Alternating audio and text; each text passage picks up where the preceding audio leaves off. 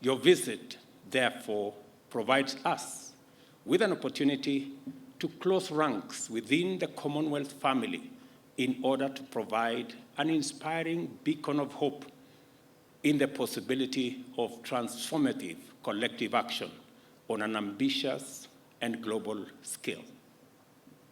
Our confidence is borne further out by the fact that you are a veteran visionary who desired long ago that global development should take into account environmental sustainability, and as early as in 1970, spoke about the menace of pollution and climate change with an urgency and intensity now associated with climate action activists and the Secretary General of the United Nations.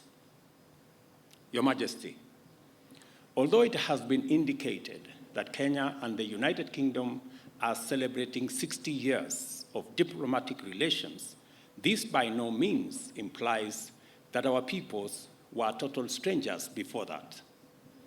Neither does it mean that we live in denial of our history. We cannot live as prisoners of the past. Neither can we go far into the future if we turn our backs on history and historical actions and omissions whose legacies encumber our present.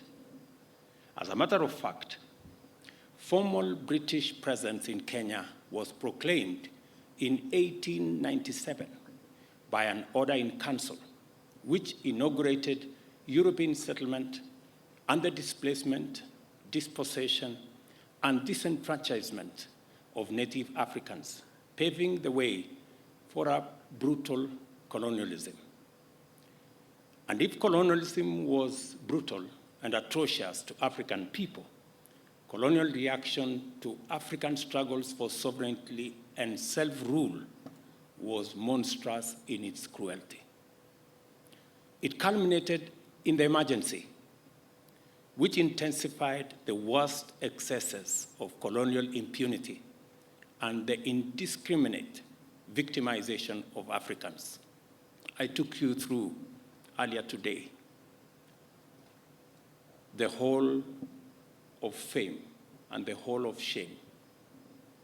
While there has been efforts to atone for the death, injury, and suffering inflicted on Kenyan Africans by colonial government, much remains to be done in order to achieve full reparations.